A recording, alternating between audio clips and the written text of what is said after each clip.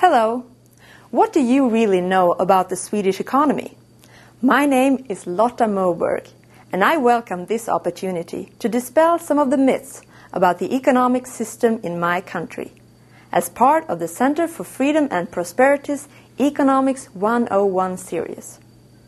Our topic is comparative economics, an examination of what policies cause economic growth and which ones lead to stagnation. First, some background. Sweden has not always been the country of the welfare state and high tax rates. My country became rich many decades ago when we embraced the principles of the free market. The golden age of economic growth in Sweden began around 1870 and lasted about 100 years. During that period, real per capita income rose sevenfold, giving Swedes the fourth highest per capita income in the world by 1970. How did we become rich? Sweden had robust and secure property rights and the rule of law, with a fair and honest court system and a solid private banking system. Trade surged as tariffs and banking regulations declined. Sweden also had a relatively small government for most of that period, with taxes and spending about the same level as the United States. But in the 1970s, things began to go wrong, and the Swedish economy began to lag other rich nations. The government gave subsidies to industries in trouble, instead of letting inefficient companies fail and leave room for new and more productive ones. Taxes were sharply increased. At one point, taking into account all taxes, the marginal tax rate was over 100% for some people. All of the new subsidies and benefits resulted in the public sector consuming an even larger share of national output.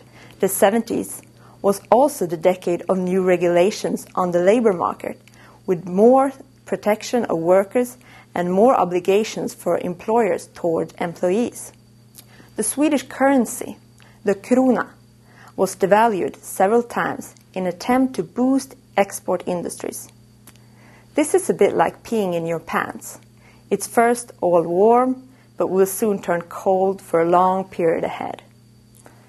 A nasty spiral of even higher wage demands from workers was met with currency devaluations in vain attempts to save businesses.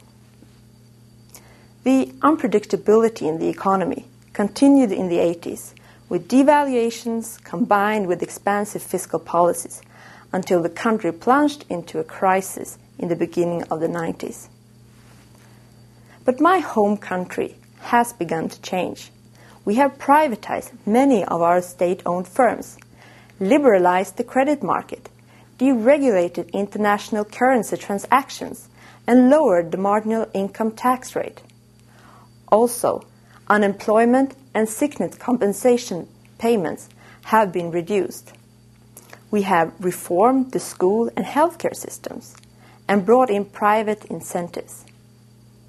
Sweden is more of a market economy today, with fewer unpredictable government interventions.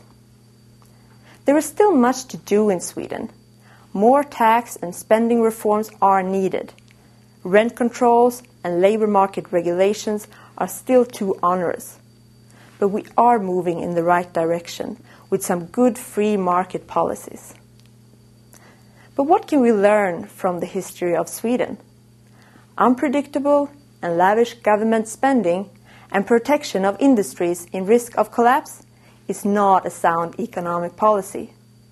Trying to smooth out the booms and busts in the economy by these interventions often lead to the opposite. Trade restrictions and tariffs impede economic growth, and it does not help your economy to protect favored industries from the outside world.